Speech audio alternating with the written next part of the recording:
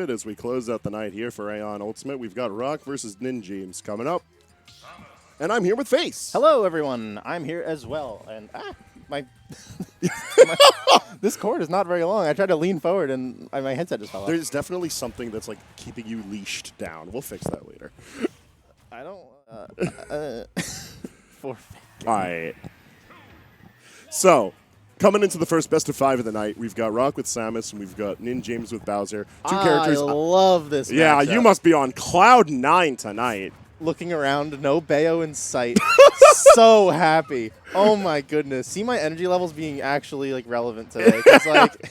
All right, well, let's talk about it. Why are you hyped? I don't see a Bayo, but I see a Bowser and I see a Samus, two characters I know you're very much a fan of. Yeah, I mean, for one, I play the characters, both of them, so that's cool. And I think these are both fun and interesting characters to watch, just in terms of like how their gameplay has to evolve over the course of the set in order for them to win. Like last set, we watched Rawk play against SolarArts, and man, did he adapt with some amazing reads. And as Samus, you have to get those jump reads because that forward air is like your big damage dealer. So if you can't get those jump reads, you're not going to get the damage, and then you're not going to win. Meanwhile, NinJamez making some sick conversions when we saw him last, and we'll see if he can get them this game as well. Just like that. Like, his Nair conversions are second to none. That Nair is so important to Bowser's game plan. Not only does it deal a lot of damage in its own right, but it acts as a hit confirm into a lot of moves. Oh, yeah. That read was so good, but it was also not timed right. Yeah, no, Rawk has been getting really good with getting those callouts in the air. As you already brought up forward air and up smash as we just saw, it's like Samus gets so much off of those reads. Oh, yeah. But as Samus manages to keep space, it just in Oh general my makes goodness, the battle really hard. So aggressive from NinJamez. He's like so deep. He has to, though. Yeah, but like, I always feel like offstage Samus, so fragile. She's just like, bloop, here's a bomb, please, just don't hit me.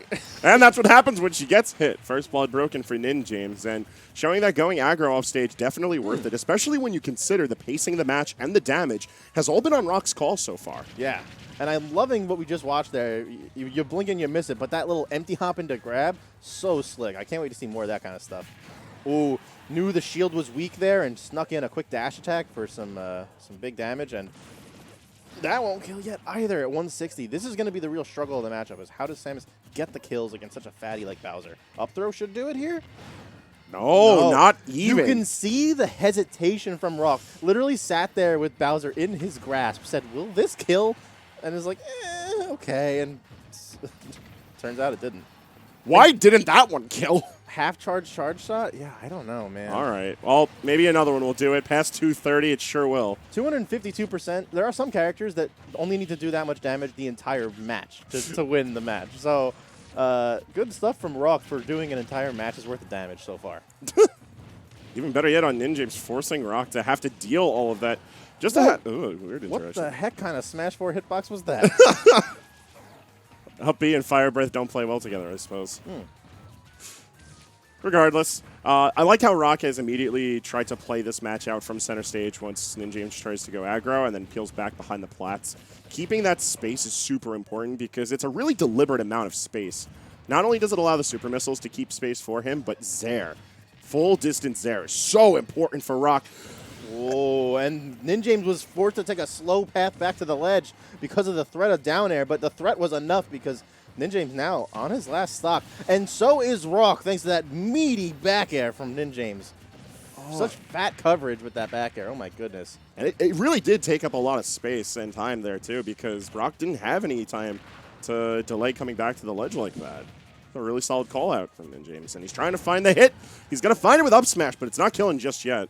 This whole stock, Rawk has barely touched the ground. NinJamez is just doing such a great job of keeping Rawk in the corner, off the stage, in the air, whatever he can do, because Samus in disadvantage, certainly not a strong character. No, and Rawk struggling keeping the ledge here. Just finding some sort of way to get in on this stock. Look at the damage deficit ahead of us. Oh, yeah. We're going to need to make quite a few reads here. This is a good way to get it started. 40 damage, 50 damage.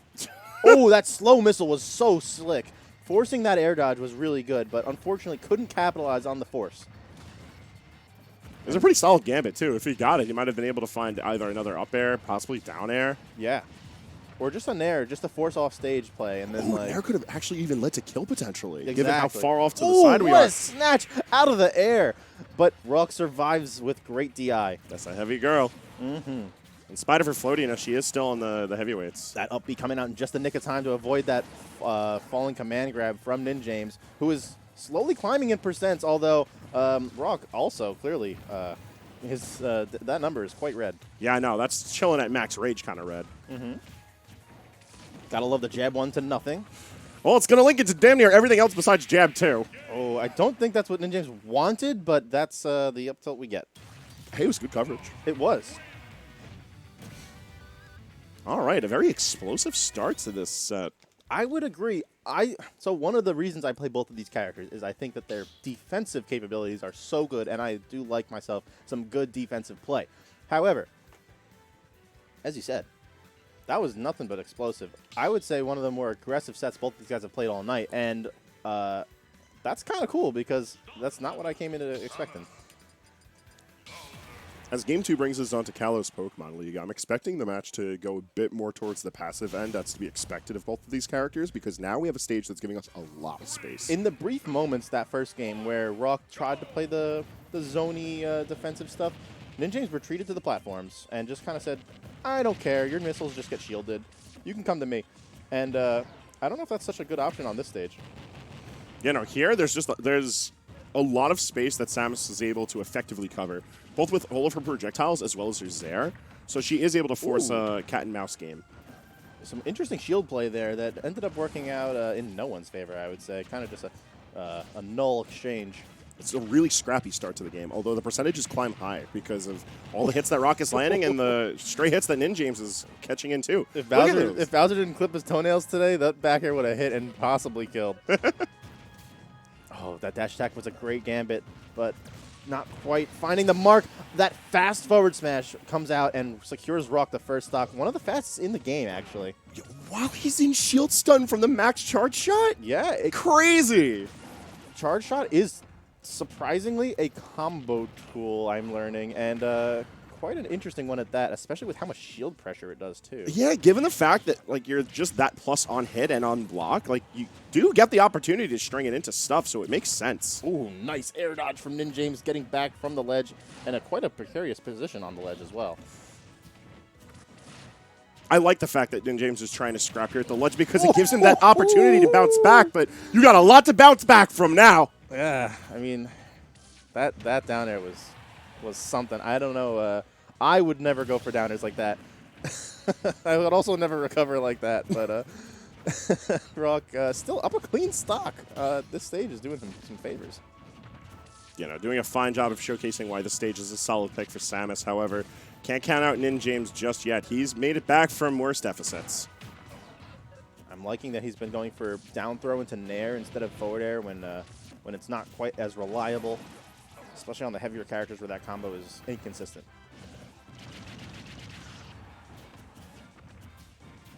Ooh, all right, just a bit of a weird scuffle here on the plat. Neither of them getting the fall that they wanted. Yeah, but Rawk getting the jab into drop from plat, like super cool setup. You gotta love the creativity Samus players have when getting dirt jabs. It's so interesting to watch. This character has a lot in her kit that facilitates creative play. Like, she doesn't particularly struggle to deal damage. She doesn't really struggle to kill due to being on the heavier end. I think she can struggle to kill a little bit. She can in the way that she's not, like, cheesing you out at, like, 70. Yes. But, like, she mean, does have plenty of tools that do kill. That second stock, Rawk kind of went for a really ballsy down air and killed it like 80. So maybe you're right. Like, add that in with the fact she doesn't really struggle to come back to stage. Both of them are really good there to connect to ledge, as well as stalling with bombs and using screw attack. Oh. And a really good wall jump. Let's not forget that. Like, Rawk chose the stage for a purpose. Yeah, this stage is so good for Samus. The wall jump obviously assisting. The big, like, whoa! Where are we going? We're going up. All right, it's Bowser taking us there. At 161 on last stock, NinJamez can't really afford to slow down. Next grab will be the one, perhaps. I don't know. This stage kind of on the taller end, too. Kind of larg. A big larg. Yes, nice roll out of the corner, knowing that shield just might not do it. Very easy to get shield poked from Bowser's nair. Oh, going for the two-piece jab, very rare, but a nice pressure mix-up. NinJamez doing everything he can to stay alive, but yeah, kind of gets snatched there with a bit of an overcommitment on that forward air. That was just a very well-played game, too, from Rawk. And NinJamez, I would say, like he had quite a large deficit at one point in that game, down a full stock, and managed to bring it back to, I wouldn't say last hit, but Samus was at 80%, and one nair to back air would have ended it. That's true. You know, Rage Bowser, definitely not a beast to be slept on by any means necessary. Absolutely. So now the question is, where does Bowser want to go? I mean, Samus probably getting rid of the triplats just because they're a little small for, you know, for her liking. Although, if I had to just guess based off our stage list, probably Smashville and Story were struck. Only because really small, you want space to run away. Even if the platform layout isn't as advantageous, like, you need to have some space to run away from Bowser. If Battlefield was open, I wonder if that might have been a better choice than this. PS2, obviously a fairly neutral stage, and certainly one that NinJamez is known to like, but the long horizontal space means that Samus has lots of room to play with. You know, no stage really bigger than this besides Kalos, where we just were, and where we just witnessed Rawk win. So perhaps a rethink here on this stage pick might be in NinJamez' best interest. Oh my god. All right, this is mulligan hour right now. Yeah, they both went for some pretty wild options. There's just a whole lot of misinputs going on. It's a really messy start to Game 3, but messy starts are good times to throw out these like F smashes like you just saw NinJamez do. And maybe one day Rawk will get the charge shot to dash attack combo, but it looks like NinJamez has just been like DIing it really well or something. It's just not working out. Oh! All right. Even NinJamez just... I don't think NinJamez intended for that. Look back at the player cams if you can, guys. Both players shaking their heads, and that's when you know that Ultimate got that kill. Right now, the score is 1-1-1. It is both players. We're the only winners out here. Yeah. Sakurai himself has a stock lead on both players. Hey, listen, a snafu like that is definitely something NinJamez will take, given the momentum of this battle. Definitely sitting in favor of Rawk. So, we'll take it. Fire Breath aren't really doing too much in that situation. Yeah, with some good stalling from Rawk, he was able to wait out the strong part of Fire Breath, and now that it, once it gets weak enough, you can kind of slide on through it. So, good stuff. Plus, Screw Attack is just able to bust through after a certain point. Yeah, it doesn't have quite the invincibility it has had in other games, but it is a pretty resilient move. Oh, quite a nice recovery mix-up. Going for the high recovery after the bomb. You know, like, actually riding the bombs isn't something you typically see. It's usually just that lateral movement. Ooh! Charge shot, not enough to kill at 160. That will kill. All right, Rawk bouncing back, although bleeding for his efforts at 134.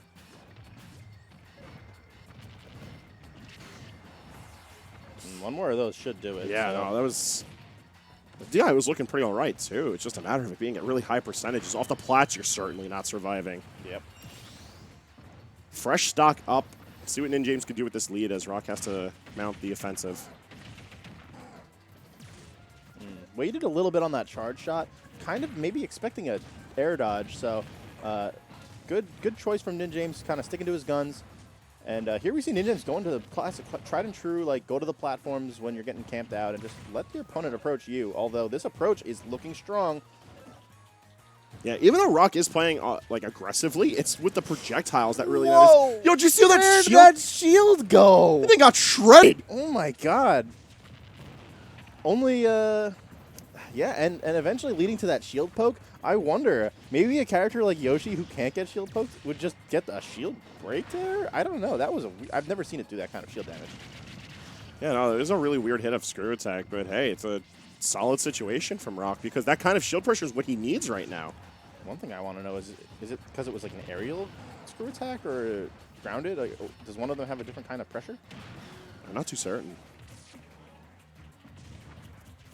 Oh, man. NinJamez is on the hunt right now, waiting to find his last side B of the match.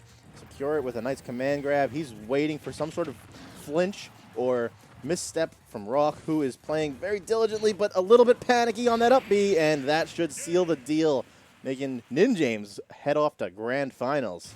Not yet, not yet. Oh, wait, this is a best of 5. Yep, and that was only game 3. Psych. Winners, losers, grands. Best of 5 all the time. I can't believe I forgot.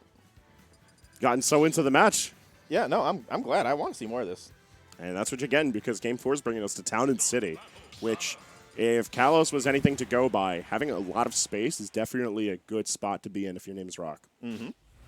Also, given the fact that Samus's projectiles do a really good job of covering the stage, whether the platforms are out or not, means that there's going to be a lot of ways that NinJamez has to be careful with how he approaches. Tries to get a little bit extra with that up air, and eventually will find one. These anti-airs and approach stuffs with the up B have been really nice. And I wonder, when will NinJamez start mixing those into his repertoire? Obviously, Bowser's up B out of shield, equally good. Yeah, although it is worth noting how a lot of this shield pressure that is whittling the shield down to the point where you can shield poke Bowser is because of that projectile pressure and Zair pressure from Rawk. Whoa, that was scary. Yo, with the rage, it may have threatened kill, but that's definitely going to kill. Run up, down smash, going to get things done.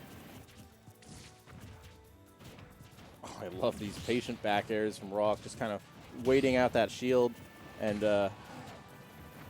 NinJamez doing a good job of parrying a lot of these projectiles so that he doesn't waste his shield strength, his shield size. Which is as proven so far to be a very valuable resource to maintain in this matchup. Ooh, snatched. Wow, negative on hit. That did not end out the way that Rawk was planning at all. Oh, NinJamez going for the throat. I mean, he's got max rage right now. Like, floating around on the ledge over there, forward air is going to be really scary. Forward air is a strong move, but yeah, killing at 75. This is where the stage choice looks like it's coming back to haunt Rawk now, because those side blast zones are not exactly huge. And the top blast zone is, which is why I'm surprised that up B killed at 187. Maybe some bad DI, perhaps? Another situation where aerial screw attack just sort of coming and being unusually useful. Regardless, it's the lucky break that Rawk needs, because Lucky? We'll go back and edit that one. That wasn't exactly lucky for Rawk. Editor, delete that last one. Delete VOD.